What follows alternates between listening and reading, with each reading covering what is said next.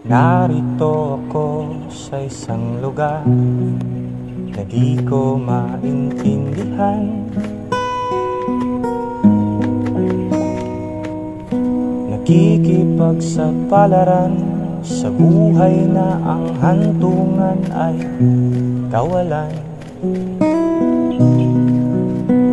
Denumero ang galaw ng tao, bawat gawin ay may presyo. O narito ako sa isang lugar na di ko maintindihan.